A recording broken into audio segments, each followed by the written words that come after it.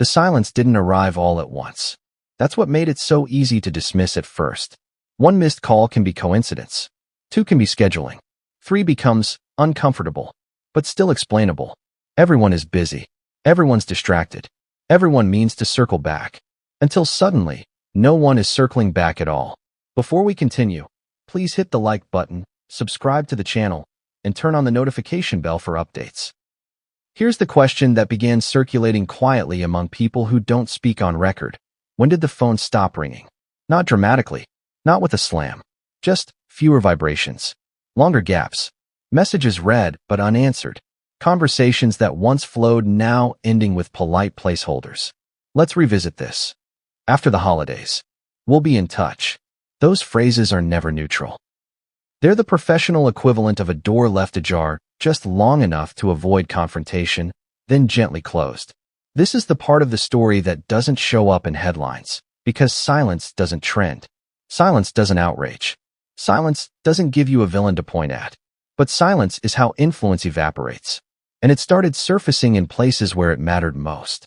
Behind the scenes, the early warning signs weren't public-facing at all. They showed up in rooms the audience never sees. Strategy meetings that felt shorter than usual. Advisors speaking in softer tones. A noticeable shift in posture, from expansion to caution. Not panic. Not yet. But concern. What's striking is how often people misinterpret this stage. There's a tendency to look for a single moment, a scandal, a misstep, something you can isolate and blame. But what's unfolding here doesn't lend itself to that kind of storytelling. There was no explosion. There was no smoking gun. There was drift. And drift is dangerous precisely because it feels survivable, until it isn't. Think about how power actually works in modern media ecosystems. It's not just about visibility. It's about responsiveness, about access, about the subtle reassurance that when you speak, someone important is listening, and when you reach out, someone will respond. When that feedback loop weakens, everything else follows. At first, it manifested as delays. Meetings postponed. Follow-ups stretching into weeks. Projects framed as still under discussion, long past the point when decisions should have been made. And here's where the contradiction begins to sharpen. Publicly, everything still looked fine. Appearances were made. Statements issued. Carefully curated moments shared. To the casual observer, nothing seemed amiss. But privately, the tone was changing. One insider described it to me like this. The energy shifted. It wasn't hostile. It was cooler. Cooler is a polite word. It's what people say when they don't want to use harsher ones. Cooler means enthusiasm has dipped. Cooler means the benefit of the doubt is no longer automatic. Cooler means every move is being quietly reevaluated. And reevaluation is where loyalty goes to be tested. This wasn't about a single demographic turning away or one media outlet losing interest. It was more structural than that. The kind of shift that happens when narratives stop evolving and start repeating themselves. Audiences can forgive many things. What they don't forgive easily is stagnation. And somewhere along the line, a feeling crept in that the story being told wasn't moving forward anymore. It was circling, revisiting, reframing old ground in slightly different language. That works for a while, especially if the emotional core is strong. But eventually, even the most sympathetic listeners begin to ask a quiet question they don't always voice. What's next? When that question doesn't have a compelling answer, attention begins to wander. This is where the American media landscape becomes particularly unforgiving. It doesn't dwell. It doesn't linger out of loyalty or obligation. It pivots. Quickly. Efficiently. Without ceremony. One day you're central. The next, you're optional. And optional is a precarious place to be when your relevance depends on constant engagement. Let's be clear about something, because this matters. None of this suggests a sudden collapse or universal rejection. That's not how this works. What it suggests is a recalibration of risk. In the early days, association came with upside, new perspectives, fresh angles, a sense of momentum. Over time, that equation began to change. Risk didn't disappear, but reward became less certain. When that happens, the most telling reactions come not from critics, but from allies. From people who once championed a narrative and now respond with carefully neutral language. Support doesn't vanish overnight. It fades, and the fading is subtle enough that, from the inside, You can convince yourself it's temporary. Just a lull. Just a phase. Just a busy quarter. Until you realize the lull has lasted longer than the momentum ever did. This is the moment many public figures struggle with most, because it doesn't come with alarms. There's no urgent memo announcing the shift.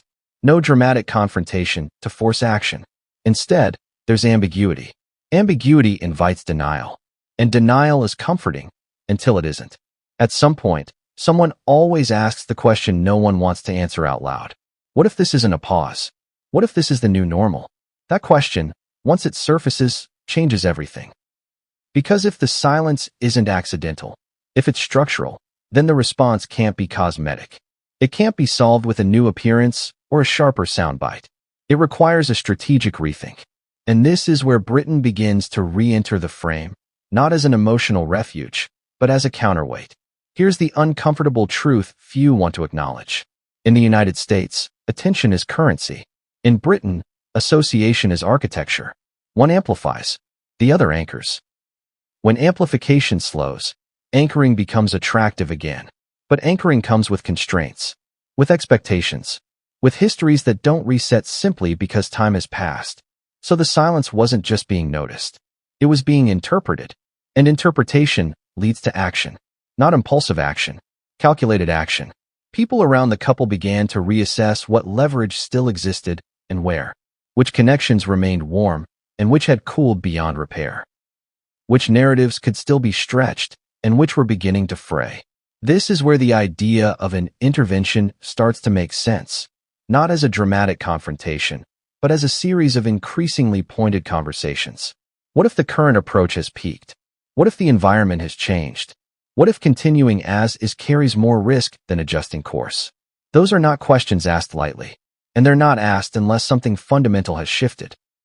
Notice what's missing from all of this. There's no villain, no single antagonist you can blame for the silence. That's what makes it so destabilizing. You can't fight silence. You can only respond to it. And responding to it requires humility, something public life rarely rewards. Still, the silence kept growing. And with it, a sense that the margin for error was narrowing. One person close to the situation put it bluntly. It felt like the room had changed, but no one announced it. That's often how real turning points feel. Not like thunderclaps. More like pressure systems moving quietly overhead. At some point, you either adapt or you wait and hope the weather shifts back on its own. Hope, in this context, is not a strategy. So the conversations became more serious, less aspirational, more grounded in worst-case scenarios. What if this continues for another year? What if funding becomes conditional? What if platforms recalibrate priorities? And the most difficult question of all, what if the story that once felt empowering has reached the limits of its appeal? That's when the idea of containment starts to sound less like retreat and more like prudence. Britain, with all its unresolved tensions, still offers something America doesn't in moments like this: predictability. An institutional memory that absorbs shocks rather than magnifies them. But returning to that environment, physically or symbolically, is not a neutral move. It signals something. To supporters, to critics, to observers who have been watching quietly from the sidelines. It signals that the calculus has changed. And that's where the silence becomes more than absence. It becomes a catalyst. Because once you acknowledge that the noise has died down, you're forced to ask why and what you're willing to do about it. In the next phase of this story, we're going to examine what happened when that silence stopped being ignored and started being acted upon. When the American chapter was no longer treated as an open-ended ascent, but as something that might have reached its ceiling. And when that realization landed, it triggered a chain reaction that few outside a small circle saw coming. Because losing attention is one thing. Realizing it may not come back is something else entirely. The realization didn't arrive with panic. It arrived with something far more destabilizing. Recognition. Recognition that the American narrative, the one that had carried so much promise, was no longer behaving the way it used to. Here's the uncomfortable question that began surfacing in private, often mid-sentence, sometimes left unfinished. What if this story has already peaked? That's not a question people ask when they feel momentum. It's the question that appears when the metrics stop surprising you, when the reactions become predictable, when even success starts to feel thinner than it once did. And this is where the American chapter begins to look very different depending on where you're standing. From the outside, it still appeared impressive. Appearances were made. Statements circulated. The machinery kept moving. But inside the rooms where decisions are made, something had shifted. The enthusiasm wasn't gone, but it was no longer unconditional. That distinction matters. In the early phase, the narrative sold itself. The themes were sharp. The positioning was clear. There was a sense of urgency, of unfinished business, of moral clarity. Media thrives on that combination. It gives editors a hook and audiences a reason to lean in. But narratives are living things. They require evolution. And somewhere along the way, the American version of this story began to feel static. Not false, not irrelevant, just repetitive. The same tensions revisited. The same grievances reframed. The same emotional beats struck again with slightly altered language. That works. Until it doesn't. Here's the paradox most people miss. Audiences don't necessarily turn away because they disagree. They turn away because they feel they already know what's coming next. Predictability is lethal in a culture built on novelty. And American media culture, in particular, has a short tolerance for stories that stop surprising it. This is where the contradiction becomes impossible to ignore. The very clarity that once made the narrative compelling. Its moral certainty, its emotional through line, began to limit its flexibility. There was less room to pivot without undermining what had already been said. And pivoting was exactly what the moment demanded. Instead, the narrative stayed close to its original axis. That choice preserved coherence, but at a cost. It made the story harder to refresh. One producer described it this way. We knew exactly what the angle would be before the pitch finished. That's not a compliment. In an environment driven by immediacy, by the hunger for the next unexpected turn, familiarity becomes a liability. And the response wasn't outrage. It wasn't backlash. It was disengagement. Shows booked, then quietly deprioritized. Segments trimmed. Conversations that once felt urgent now feeling optional. Not because anyone had changed their mind, but because the story no longer felt central. This is where American culture reveals one of its harshest truths. It doesn't punish you for staying the same. It simply stops rewarding you for it. And when reward dries up, attention follows. Behind closed doors, this began to register as a pattern rather than a blip. The calls that did come were different. Less expansive, more transactional, focused on narrower outcomes, shorter commitments. There was still interest, but it was cautious. Calculated.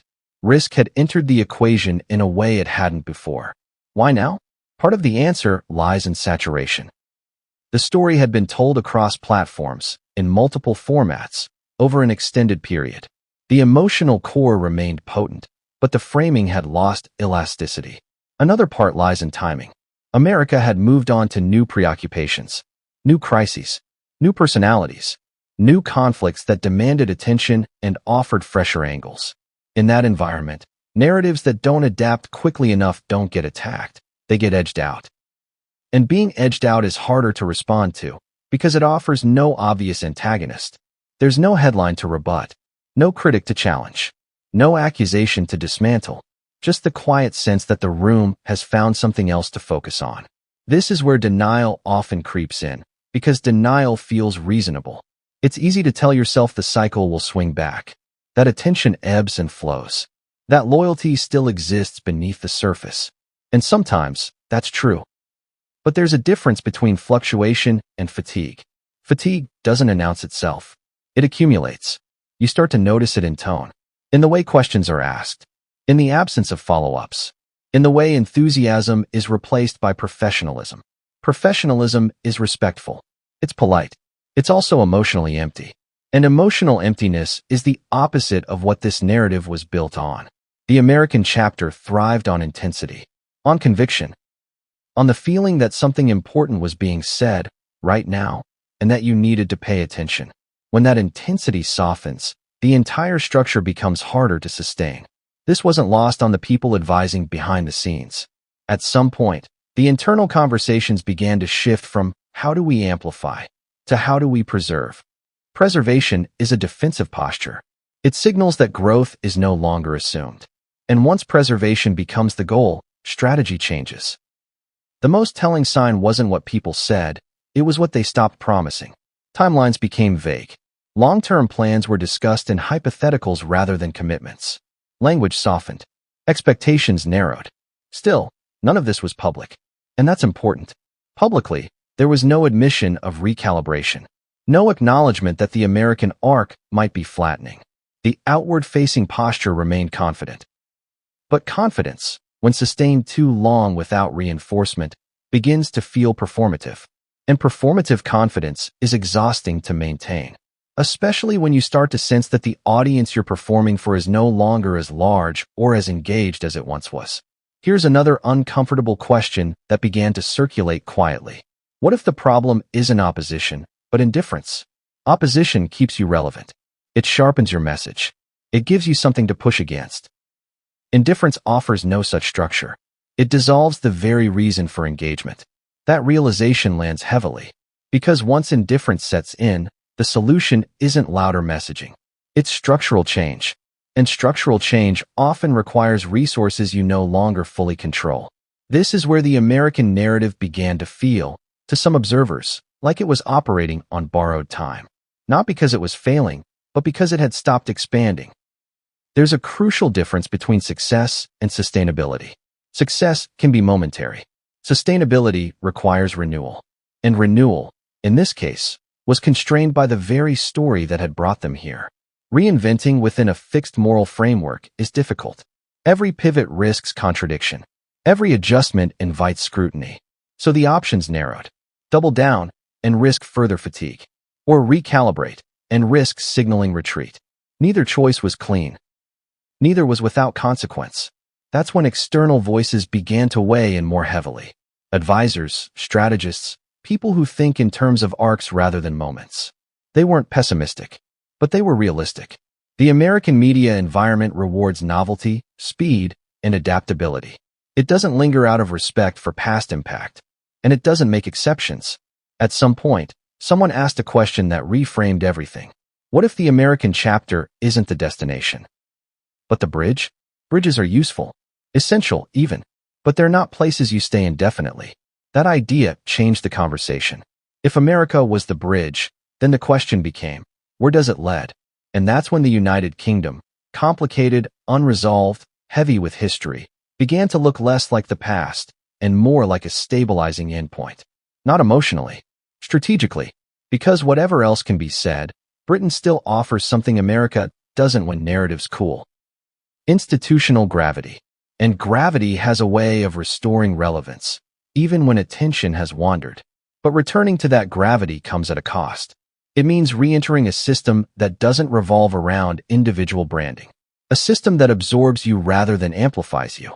That trade-off doesn't appeal when things are going well. It becomes tempting only when the alternative feels increasingly precarious. So the American narrative didn't fail. It stalled. And stalls are dangerous because they force decisions before you feel fully ready to make them. In the next section, we're going to examine how that stall reverberated beyond media and into the social and professional circles that once offered insulation and support. Because when the narrative slows, the alliances tied to it begin to reassess as well. And when Hollywood starts reassessing quietly, the consequences tend to surface long after the decisions have already been made. Hollywood didn't issue a statement. It never does. It didn't correct the record, or clarify intentions, or explain a shift in tone. There was no memo. No leak announcing a change in posture. No symbolic snub dramatic enough to trend. Instead, there was something subtler, and far more final. Hollywood moved on.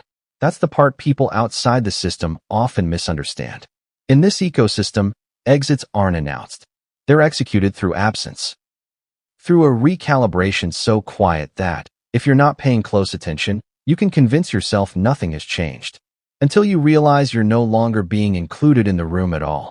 Here's the question that began to surface among people who have seen this pattern before. When was the last time a truly influential name publicly vouched for them? Not praised, not reposted, vouched. Those are different things. Early on, there had been no shortage of proximity. Photos, public gestures, casual name-dropping that signaled acceptance. Inclusion by osmosis. Hollywood's way of saying, they're with us now. That phase didn't end abruptly. It thinned. The invites didn't stop. They became selective, smaller, more private, less visible, and eventually, more symbolic than substantive. This is how distancing works when no one wants a confrontation. You're still welcome, but no longer essential. You're included, but no longer centered. You're tolerated, but no longer protected.